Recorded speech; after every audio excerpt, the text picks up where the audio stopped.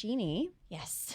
So when you were growing up, did you have an idea of who you would marry and have this vision in your head, or a wedding you would have? What was your ideal when you would think about your future wedding and your future spouse? Okay, who I would marry? Absolutely not, to be honest with you. Oh, really? I had no idea. No, I just never, I know, not until I was, you're talking way back, right? Yeah, like even if it was like, I'm marrying Brad Pitt. Yes.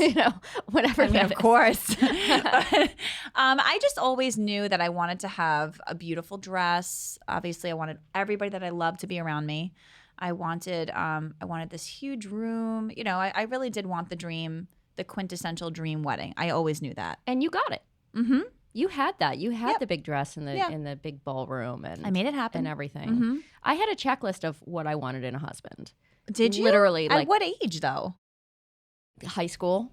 Wow. Literally high school. Is that weird of me? That I never even thought about that? Is it weird of me to be like, I don't know. So I just had a checklist. I was like, this is what I want in a person. And then when I did meet my husband, I was like, it was years after we were together that it resonated. And I was like, holy, oh my God, like you are the list. Everything that I had put on that list, you're it. That's amazing. That's it. But right. Reason I'm asking is, did you, for a moment, think that you would not be given that opportunity to choose who you married? Never. It never crossed my mind. Imagine a world where you have no jurisdiction over not only who you marry, but when you marry. Mm. It's unimaginable. It's unimaginable. I actually... Today, I will say, I'm almost 36 now. There's a lot of reflection that goes on in my life these days, which I think is great. And one of the things that has crossed my mind as of recently, just because of events that have occurred in the world and things that I've seen, is just how lucky I do feel to be able to have a voice, to be able to have gotten the education that I have gotten, to have access to these resources, and to just, have made the decisions in my life that I wanted to make for myself. Because it's not even a question of can I do it? It's there. Obviously, the choice is mine, how far I want to take things. You own you. I own myself. I own everything about who I am and where I want to go. And only later on in my life now has that, that's just such an amazingly, astoundingly beautiful opportunity that we were given. That we just, it's like breathing air. We just don't think about it. So today we're going to delve into those that don't have an option, those that don't have a choice of who they marry or when they marry. And we're going to be discussing an organization who helps these, let's just say, child brides. It helps them by providing them with resources to give them an opportunity for independence and education and their own voice to be able to decide their own trajectory of their lives instead of it being given to them. Yep, to give them what we always had, basically.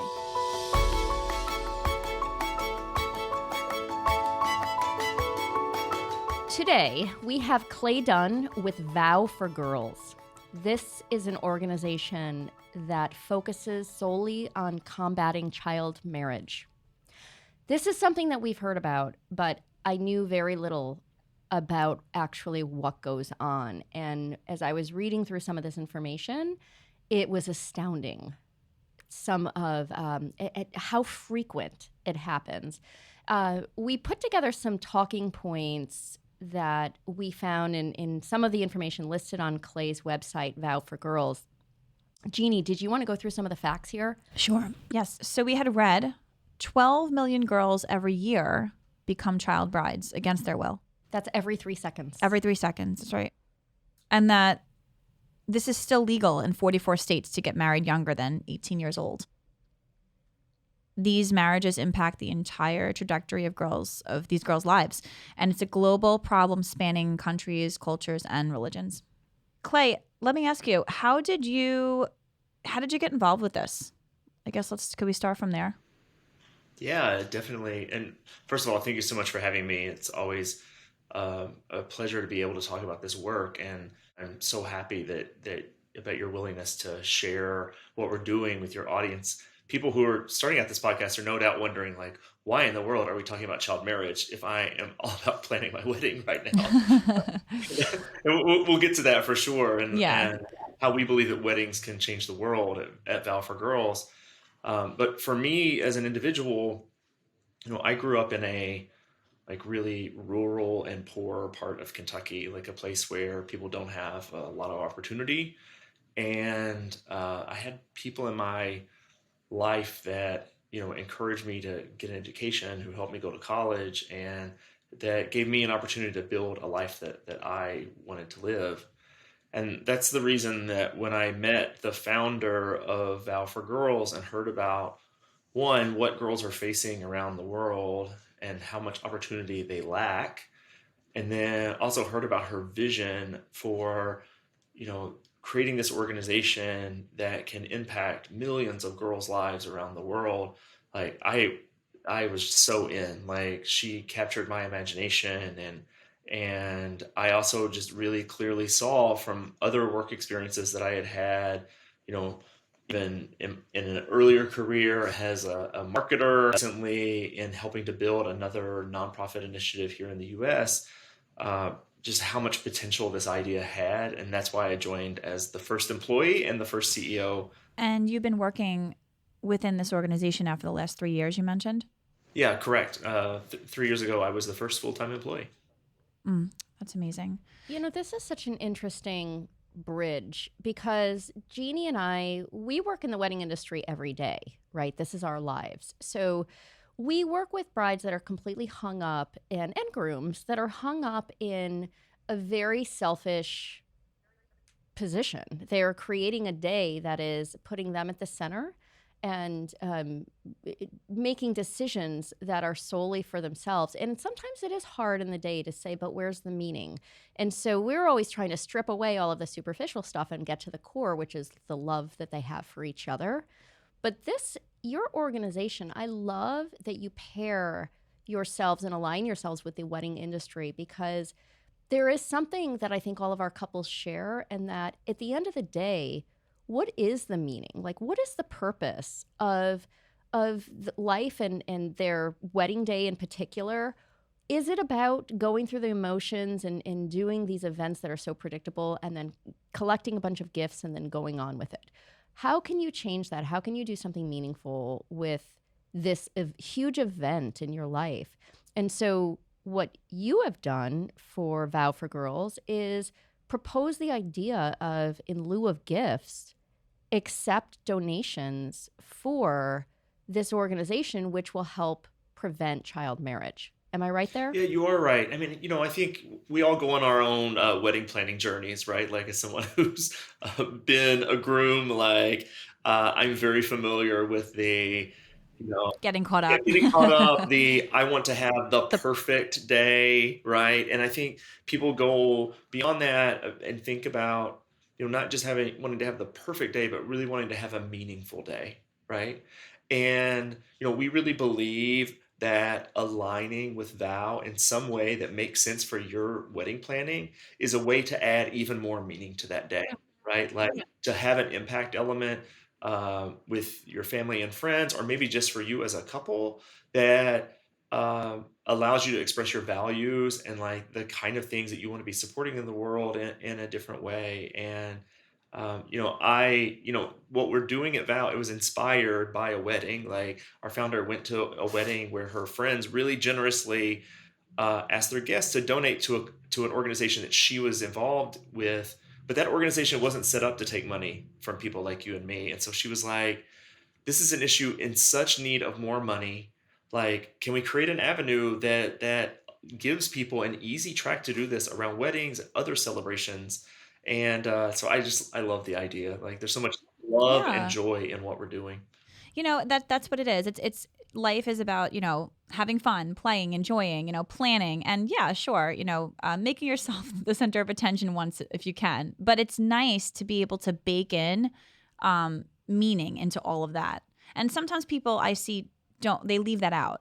So it's organizations like this that give people the opportunity, to give them to give themselves that deeper insight and that sense of reflection in, okay, like I can also do this to help somebody as well. So yeah, Natasha and I are super intrigued by this. By the way, I saw this and I said, this is so cool. We have a lot of questions. One, I'm curious, and when Natasha and I were on the phone earlier, and I said to her the other day, I said, "What? But where are these girls living that you guys are helping?" So This is a global problem, but then one of the facts also was that 44 states allow underage marriage. So is this global? Is this local? I mean, is this on a states Yeah. level? So it really is a global issue, right? Like it happens all around the world, across countries, cultures, religions. It does happen in the U.S. though at a much lower rate than what we see in a lot of uh, Africa, Asia, and Latin America. But as you stated, it remains an issue here in the U.S. and legal in way too many states. I think that there's sort of a central idea I think that unites where it's happening, and that is the status quo that says that girls' lives are not as valuable as boys' lives. Like that's a terrible truth, like around the world, that girls are not as valued as boys. And part of that not being valued is like that 12 million girls every year are married at someone else's decision, right? Like in unions that they're not choosing and that lock them out of so many other opportunities in their lives. when you were saying that, how young does this go? Yeah, it's a wide spectrum of ages. Like, in some places as young as 8 or 9, like, which is really young. The majority of child marriages happen in the window of 15 to 18. It really differs by culture and community. And I think it's also worth saying that this is not always necessarily a decision that's being made in malice, right? Like, it's like people Mm-hmm. are looking for what's the best option for my daughter. Like, how can I make sure that everyone is being fed and being taken care of in this family, and like looking for solutions, right? For survival, right? And that's one reason that the way we're addressing this program is by empowering local leaders, and we can talk about that more in a moment. But like, um, largely, we think about the girl who's impacted by this issue. It's primarily she lives in a rural area. She's living in poverty. Um, she may not have sort of easy educational opportunities in front of her. Mm-hmm. So this is more based on a lack of resources than it is trying to fight, like lobbying for different laws, right? Rather than try to change what's allowed and what's not allowed. It's your angle is to try to go in where the need is and build these girls up and provide to them. So the United States is one of the few places in the world where we could end child marriage with a law, I believe. Almost all, actually, in all the places that we are funding organizations today, like we have this really expanded grantee network. We're in today 6 countries around the world. Later this year, we'll add 10 additional countries. And in those 6 places where we're working right now, child marriage is illegal, and a lot of them it's been illegal for a long time. But those places are on a journey of uh, changing the social norm that says like you should and can marry off your daughter. And so what we're doing is supporting local organizations that are working directly with girls and their families and communities to give them other options, right? To say, like, here's how you can keep your daughter in school. Here's funding that's going to do that. Here's job training that helps her learn some skills so that she can have a job, versus looking at marriage as a solution. A wide host of like what these local leaders that we're funding think is right for their communities. So this is how these girls are finding these resources is through the local level. Yeah, we identify great organizations that already exist, but who are massively underfunded and are doing great work They just need more resources to do it and to expand that work. So, I'm not dropping into the community and saying, this is what you need to do to support girls. Like we're saying in a community, we're making funding available for this purpose. What would you do? And because of that, like the breadth of the kinds of things that we are funding is really wide and really exciting. There's the programs that are helping girls stay in school by paying for their school fees or transportation or supplies. But there are also things like sports and drama clubs that are teaching girls about their rights, building their own agency, like along the way. Those job training type things, sort of leadership clubs and safe spaces that allow girls to come together to learn about um, their rights, what to do if those rights are under threat. It's really exciting in that way and all locally led. Now, I guess you could say in some ways a practice it is to marry off your daughter at such a young age. And for reasons that you mentioned before, some of this is like for survival purposes. But how receptive, I'm curious, are these families, to this funding, to other options for their girls, for their daughters? Yeah, we're finding in the communities where we're funding work that families are really receptive, especially when presented with other good options, right? Like, I just met a girl named Manisha in December. I had the opportunity to travel to Nepal to visit our grantees that are there. We have around 32 or so grantees today in Nepal. Manisha shared that at 14, her parents decided that she would marry. They were like, "You're going to leave school. You're going to marry this person." But she was in a program that we're funding and through that program, she knew about her rights and knew what the law was.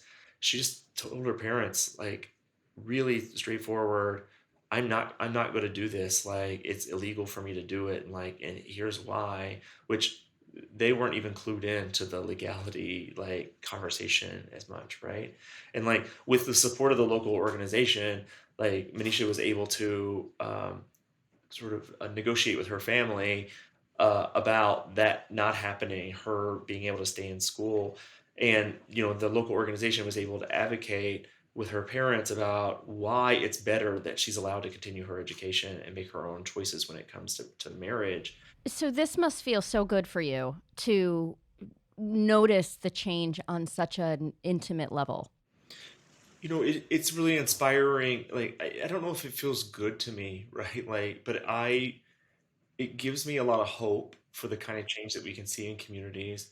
And I find myself in awe of the bravery of young girls who are, for the very first time, often having really difficult conversations with their parents and advocating for themselves, right? Like the kind of conversations they have, it's really different from the kind of conversations we're having here. Like if a girl is saying no in one of these communities to this practice, it's often the first time that a girl has said no in that community. And so, I'm in awe both of the bravery of young girls, and also of the local leaders who are running these organizations that we're funding, right? Like they're leading really big change in their communities, right? That are saying that girls need and deserve a future and different options. So, it gives me a lot of hope about the future. And so these girls that are impacted by your organization, are they impacted in an indirect way, meaning education and some of these opportunities that you mentioned, or are they throughout this entire experience told, we're doing this because we're trying to prevent you being married off at a young age and we're giving you the power? I know that there's education on a local level, but are they aware with your organization that this is The reason, the purpose? yeah. Yeah, I would say almost all of them are aware, like because the organizations that we're funding making it really clear, like what the law says in these communities, and that we want you as an individual participant in this program to be able to make your own choices, right? To be able to get as much education as you want, to choose the kind of work that you do, choose when you have a family, Mm-hmm. And what type of wedding you want to have, ultimately, right? Yeah, no doubt. Which kind of like makes me segue into couples today. And I'm wondering how they can get the message across, that that they would like to request donations in lieu of gifts, like how does that, what advice could you give there? Yeah, we work with all kinds of couples who are getting married or even celebrating anniversaries and other occasions. And when it comes to our partnership with couples around their weddings, we really want to activate with a couple in a way that makes sense for their own planning, right? So for some couples, that looks like what we call a charitable wedding registry. And that's something that you can set up with us that's really easy to do. You can create sort of a customized page that looks the way that you want, and it has your photo and talks about why you're selecting this issue. And you can make that part of your wedding website, your other materials, and that just gives you the option to ask for donations to support this work, in addition to your gift registry or in lieu of a gift registry for couples who don't want gifts or aren't doing gifts. Like we just worked with this couple, Maggie and Jeremy, who got married in September, and they did this with us. They set up a charitable registry and asked their friends and family to support it, and they raised $3,300 around their wedding. And $3,300, by the way, goes really far in these communities where we're investing dollars. And because of the way that we have set up our organization, our fundraising, 100% of what couples are raising goes directly to support girls. And that's because of generous donors who are taking care of things like my time, my computers and Zoom lights, like all that business. So charitable wedding registry is definitely the first and probably the most popular option. A second thing we're seeing more of is a couple who donates in honor of their guests, likely to solve a problem that they're having, like around their own planning. So like a lot of couples don't want to do favors these days. So they're doing like an in lieu of favors donation, where they're making a donation in honor of their guests. There's like small signage at the point that the favors would be given that says, in lieu of favors, we made a donation in your honor to VOW for Girls. Like you can learn more here. So that's a second option. The third thing that we're seeing more of are couples who are coming forward to us to say, like, my mom or my mother-in-law like really wants me to have this shower. I'm getting the gifts that I want on my gift registry around the wedding. Like, can I turn my shower into like a fundraiser? And like we do something around that like still everyone still gets together, but you avoid the awkward, like I'm opening these gifts that right. That's the worst. in front of people that I maybe don't know. And so people are being really just creative in that way. It for couples, wedding planning is so personal, and the way that you show up with a cause is just as personal, right? And so, we've done some like big public, like fun celebrity weddings where they've asked all their friends and family to donate. They've made us part of their like media exclusives, but also like a lot of couples who, find like fun things within their own planning that they're like, this seems like a great place to align with a cause and bring that even more. And like, not to make this, what's the word? The opposite of meaningful, but this question goes out for the majority of the grooms. Is it a tax write-off for the couples? The donation that you make is, and for your guests when they donate, it's a tax write-off for them as well. Okay, but specifically, who gets the tax write-off? Is it the gifter? The person who donates. The person who donates. Okay, that's great. Yeah. So Jeannie and I are always talking about how to, cut down costs and make things meaningful. And a lot of wedding planning is being resourceful, integrating people that reusing things, and being more creative rather than just spend. And this, I think, aligns perfectly for that. Just anywhere you can bring things back to the core and meaning for just to make something purposeful. Like you said, it makes people feel really good about something. And again, like we've I think had a guest on that was supporting the environment, and how to make a wedding very environmental friendly. And by doing this, they also suggested that you could do some type of a donation to their environmental charity of choice. So this is perfect because it does align with marriage. Mm-hmm. And I think it's just great. The other thing is, Clay, and on your website, you had said that I saw there's a couple that raised $1 million for the organization. But what you just said was that this other couple, back in September, raised $3,300. And how far $3,300 goes, it makes somebody on a totally normal level that's not in that 1% feel like they can make an impact and make a true difference. And that is so inspiring. Yeah, definitely. I mean, to give you a sense of how far the dollars go, like just 181 US dollars, $181 can pay for a girl's entire school fees and associated costs for an That's entire year. crazy. That's amazing. So, like $3,300, that's more than 18 girls able to stay in school for an entire year, like thanks to that wedding. So like, we talk about, building these meaningful moments, but it's also meaning that lasts beyond the wedding day, which I love, right? Because you're investing in a girl, you're investing in her future, in her power, her voice, her choice. Exactly. And like the connection to the wedding industry with what we do here is we're always kind of, helping to facilitate, bringing somebody's vision to life, And these girls that we work with, this opportunity is just, it's not a thought. It's just available. It's just there.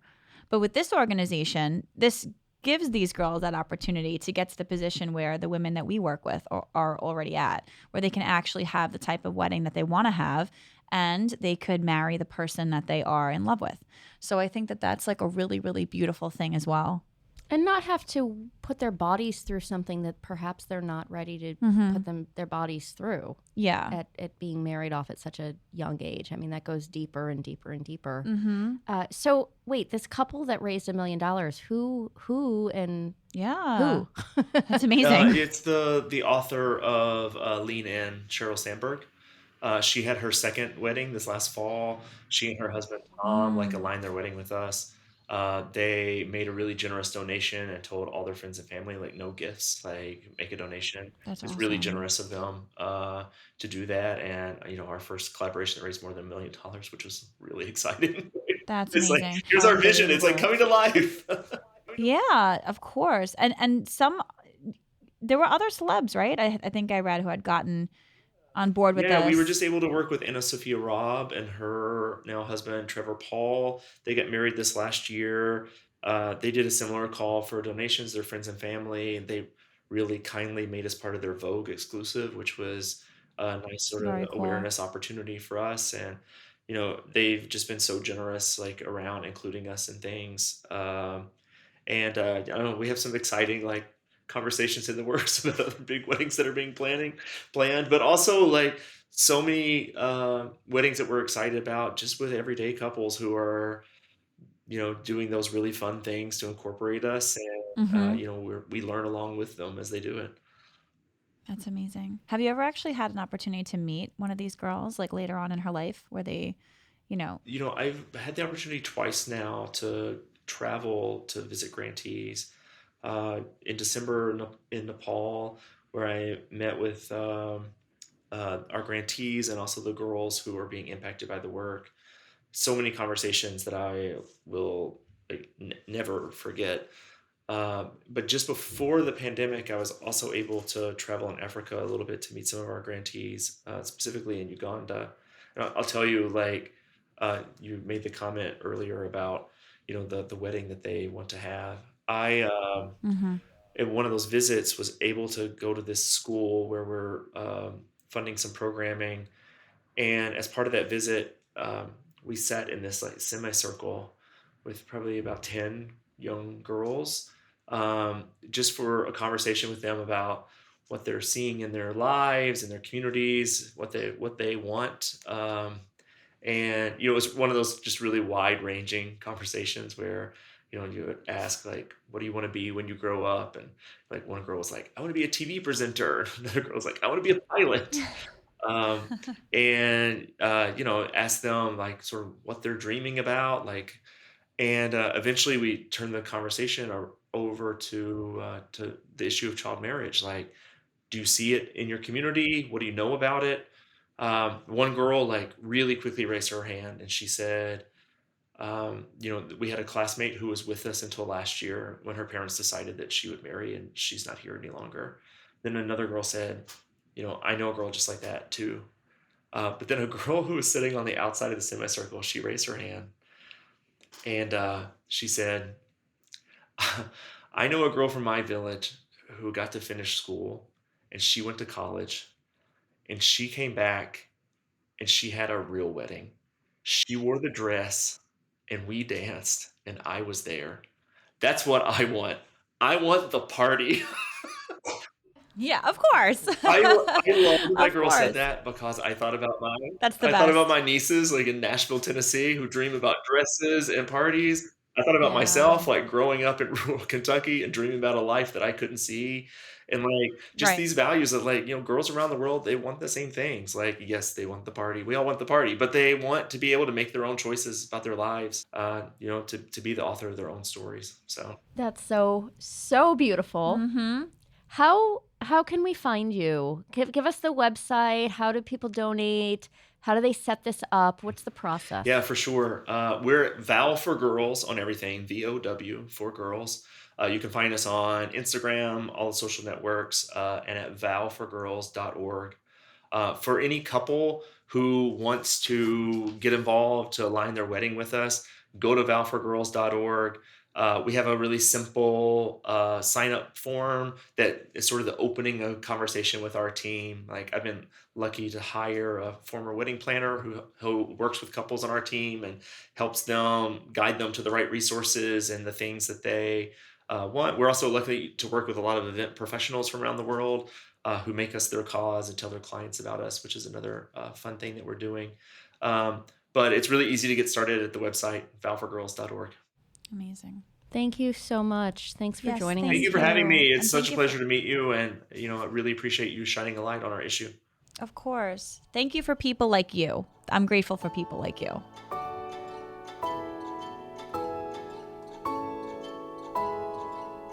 Thank you for listening to this episode of So You're Engaged, Now What? If you enjoyed this podcast, please subscribe and rate us wherever you listen. It really helps. If you'd like to reach out with any questions or suggestions, please email our team at podcast@livepicturestudios.com. This podcast is hosted by Jeannie Singari and Natasha Sherritt-Lacari. It's produced by Jeannie, Natasha, Nicole Palmetti, and Christiana Krimmel. It's been edited by Crizel Peniquito and Nicole Palmetti. Artwork has been created by Joe Nunez, and music has been supplied by Ian Post and Artlist.io. And this podcast is brought to you by K-Vibe Studios. Until next time, bye and happy planning.